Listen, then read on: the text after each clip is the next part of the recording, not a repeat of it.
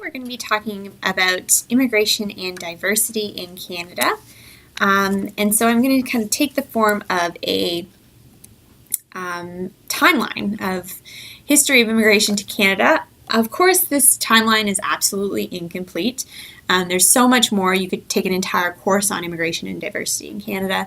But we're going to kind of hit some of the highlights, look at some of the key issues, and then I'll send you over to the quiz on that, and we'll talk more about these sorts of issues in class. All right, so here's my brief history of immigration in Canada. So I am starting in the 1600s. However, it's important to remember that there's obviously movement of people well before Europeans decided to come to the New World, as they called it, to North America. And so there's migration of Indigenous people, there's migration, there's like at L'Anse-Meadow, Vikings. So obviously we're not talking about the very beginning of people moving from another place to the place we now call Canada. So just that kind of caveat that it's kind of an arbitrary start date. So 1608, Champlain arrives in Quebec. And the idea is to establish one of the first continuous settlements in Canada.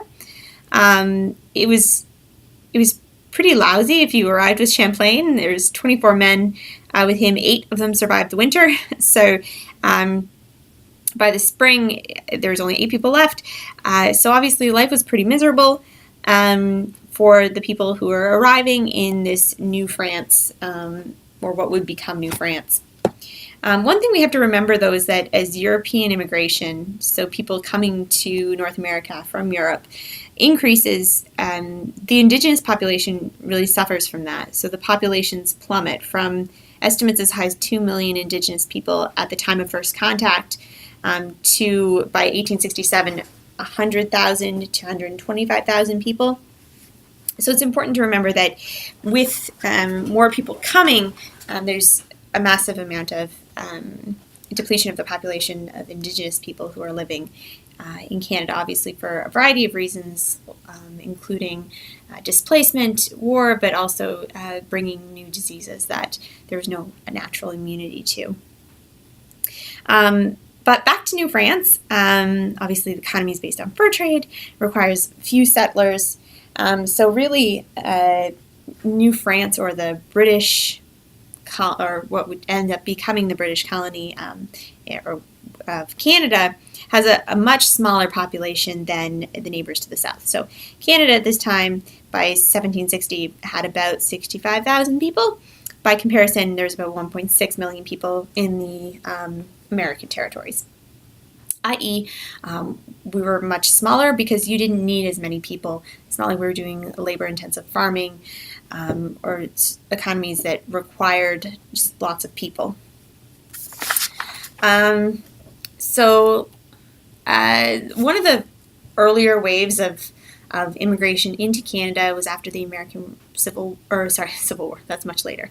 American Revolutionary War, British loyalists, so people who were still loyal to the British Empire, didn't want to leave and become the United States, moved up to Canada, and they were very much welcomed in Canada by the British government. So there was about 50,000 British loyalists who came up immediately after the Revolutionary War, including soldiers who had fought and were fleeing the United States because obviously they fought on the losing side. So fast forward to the 1800s, and we get a whole bunch of European immigration, and we call this the Great Western Migration. So in 1869, Canada purchases Rupert's Land, which is kind of roughly 40% of Canada's current landmass, from the Hudson's Bay Company. Cost $1.5 million, so you too could have that much back in the day for $1.5 million. The idea was, okay, we're going to create Canada's breadbasket, so Canada's agricultural areas, and we're going to make trains that can move people and can move grain. We're going to give people free homesteads, and essentially we're going to find a way to feed Canada and also improve Canada's economy through this farming in the West. But nobody really wants to go, so no one comes. There's attempts for Laurier's government to kind of sell Canada abroad, say there's lots of land, there's lots of opportunities, but a lot of the British people that they were wanted to come really weren't coming. And those who did came, unfortunately, were settling in cities rather than out in the West. So actually the largest amount of immigration is not necessarily from Europe, but actually from Americans coming up and saying, hey, I'll take some free land in exchange for working it. So Canada has to try a different strategy. And so another group of people that started to come were Polish, Dutch, German, Finnish, and Scandinavian immigrants that originally wanted to go to the U.S. but found it too expensive and the settling part difficult, so they came up to Canada. And so Laurier's Minister of the Interior said, okay, well, how about we expand what kind of newcomers that we're allowing to come, so not just these British people, but also people from a variety of different European countries, and allow them to settle together so they have their own communities, and then that will help populate the West. We've talked before about confederation, prevent American invasion, but also, drive the economy of Canada. So in the late 1800s to the early 1900s, you get a huge wave of migrants coming in. And so one example of that would be 170,000 Ukrainians arriving, including my family, comes to Canada at this particular point in time. So you can see this massive spike in European immigration in the early 1900s. So we see a lot more people coming because Canada's focusing elsewhere. It's saying, okay, Eastern Europeans or people from a variety of different backgrounds, not just British people, come to Canada, settle the West. So you see a great deal of immigration. All right, so moving on, it's not just Europeans that are coming to Canada during this time period. We see in the late 1800s a number of Chinese immigrants who are coming to work on the Canadian Pacific Railway. The thing is, however, once the CPR was completed, the government imposed a head tax of $50 on most Chinese immigrants. They didn't want them necessarily to immigrate and settle with their wives and with their children. They just wanted the labor and then, go back type thing. Unfortunately, because, racism, but the idea was, that's okay, we don't want them to settle permanently. The tax was raised to $500, which is just beyond what a lot of people could afford in this head tax to bring over, your wives or your children or your family. And by 1923, there was a Chinese Immigration Act that essentially ended Chinese immigration and family reunification. It wasn't repealed until 1947, but there was still restrictions on Asian immigration until 1967. So just another example of Canada or Canadian policymakers deciding which types of people they wanted in and which types of people they didn't want in. One example I like to talk about, just because it is complex and I think it harkens to a lot of the current issues that we have with immigration, is the Kamagata Maru. So essentially, these were Indian immigrants or Punjabi immigrants who were coming to Vancouver in 1914. The Canadian government said they would not accept them. And there was a standoff, essentially, and the ship was not leaving, and it had declining supplies of food and water. And finally, what ended up happening was that a Canadian naval ship escorted it out of Canadian waters. And so we're going to take a quick look at a little video about the Kamagata Maru.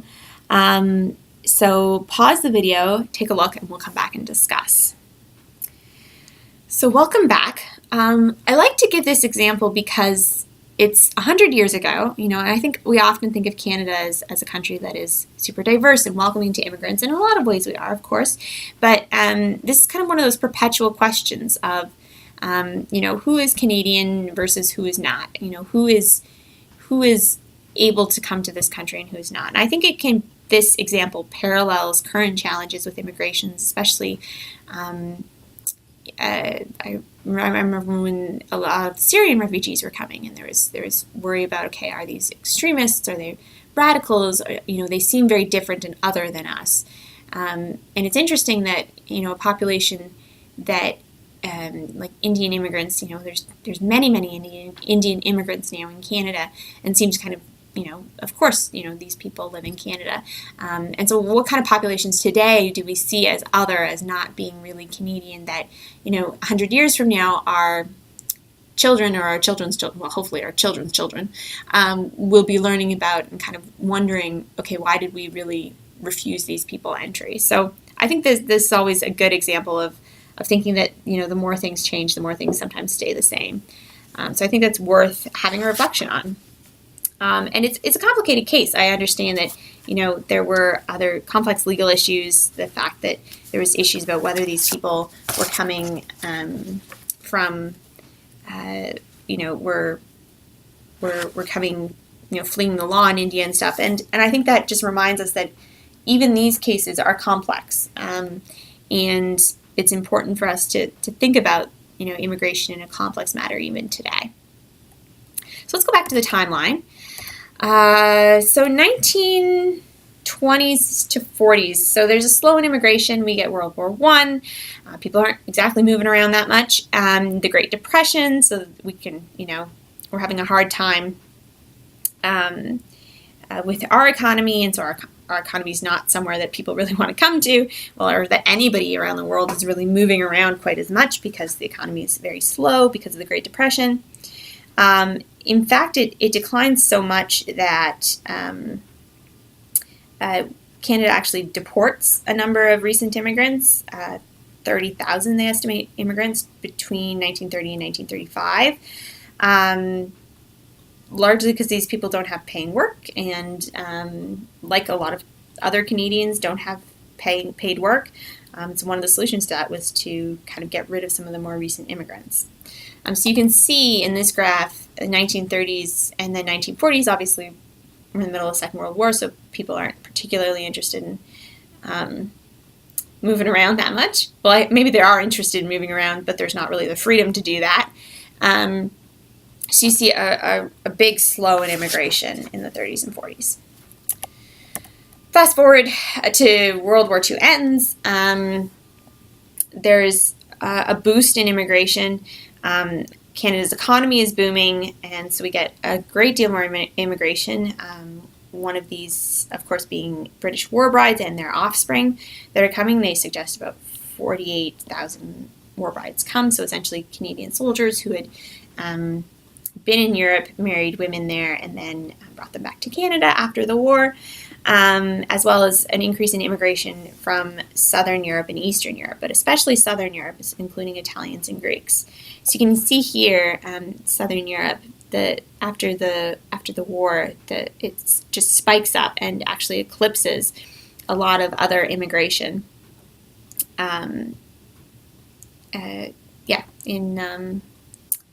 In Canada from Southern Europe. So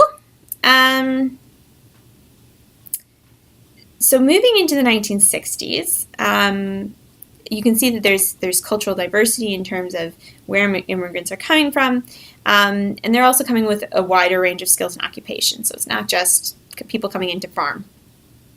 So Canada starts to think, okay, well, how can we supplement our workforce through immigration?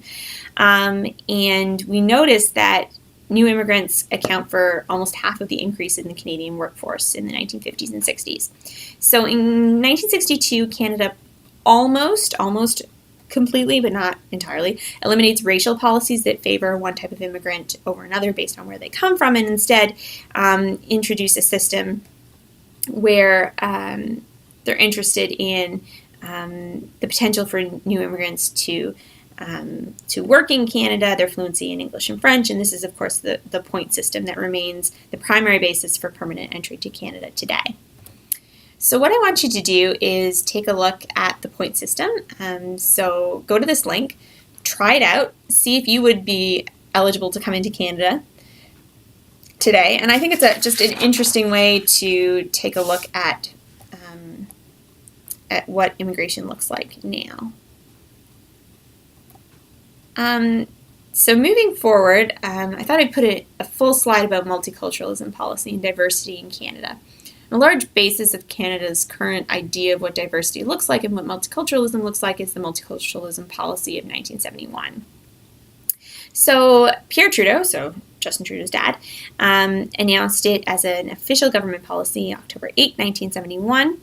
The idea was to preserve the cultural freedom of all groups and provide recognition of the fact that there was a variety of different ethnic groups that had provided cultural contributions to Canadian society. It was originally the product of a Royal Commission on Bilingualism and Biculturalism, so obviously English-French, but it wanted to expand it beyond just English-French and say, it's not just these two groups. There's actually a variety of groups that have built Canada. And so it became kind of the basis of a lot of Canadian policy and also the basis of currently the Charter of Rights and Freedoms, which Trudeau would go on to bring to Canada. So the idea that multiculturalism was a key policy. All right, so moving to today, so there's a few things that we need to think about immigration and diversity today. StatsCan predicts that by 2031, about 3 in 10 Canadians will be a visible minority, and that the proportion of foreign-born citizens will exceed 25%.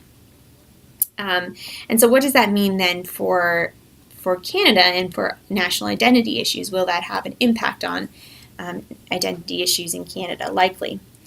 The other issue is the question of refugees. So Canada has always accepted refugees, but also has always denied many refugees. Going back to the early 1900s, during and also during the Second World War, Canada, in some cases, did accept Jewish refugees coming in, and a lot of cases didn't. And so we've had this tumultuous history of deciding when we're accepting a group of people, a group of refugees, and when we're not. So there are examples. For example, Vietnamese people fleeing from the Vietnam War. A large community of Vietnamese people all found safe harbor in Canada. But then there's also other groups that weren't given access quite as quickly. The most recent influx of refugees, of course, coming from Syria, and it was a key part of the Liberal Party's platform. So general issues, so just another graph about the proportion of foreign-born Canadians growing and where they're coming from. So I'm going to send you to a video that looks a little bit about immigration today, and I want you to reflect on what are some of the challenges associated with immigration and some of the responses to those challenges. And then we'll talk a little bit about some of the continuing issues. So pause, take a look at this video, and then come back. So coming back, here are some of these continuing issues. So the first one, immigration numbers and priorities. So how many immigrants should Canada take? What should be prioritized? Should it be family unification? Should it be skilled workers? Should it be bringing in refugees? That's a debate that we have to have about, we can't necessarily take in everyone. So what should we be prioritizing? Another issue is, what does Canadian values look like? We saw this talk in recent years of, quizzes or a charter of Canadian values or the barbaric cultural practices hotline, for example. So a lot of concern about, what is it that is a Canadian value and how does that get upholded? We like to think of ourselves as a super tolerant and open country, but look at this as a poll that was taken, and Canadians are actually, more likely than Americans to say that minorities should fit within mainstream Canadian society. So what is a Canadian value, and how much should newcomers adopt them, if we can even define that? There's still widespread discrimination based on race and ethnicity in Canada. Additionally, a widespread poverty, especially among refugees or those who don't speak English or French. There's also the issue of professional credentials being recognized in Canada. So someone who has professional credentials, say as a doctor or a lawyer or whatnot, in another country, but then is not recognized here in Canada. And how do we address that issue? Interethnic violence, so you can see in a lot of large cities like Vancouver and Toronto, gang violence, gun-related violence, potentially related to this poverty of certain groups that have come in and are not finding sort of economic success. And then also the issue of diaspora politics, or this idea that the politics of the home country coming to Canada and becoming an issue here too. So you can see that there's a lot of kind of playing to the home crowd, but then also playing to the international issues in domestic politics in other countries, kind of playing here in Canada as well. And then also representation issues. So the House of Commons is still not necessarily representative of the diversity of the Canadian population. So how can that be addressed? And that's one thing, representation in Parliament, that we'll probably talk about a bit in class. So obviously more issues and questions than I have answers, but it's something that's important to start thinking about in Canada, because we are a country where most people at some point in time came to Canada. So how do we understand diversity? How do we understand immigration in the Canadian context is very important for understanding Canadian politics. All right, so head over to the quiz, and we'll chat more about this in class. How do you close this?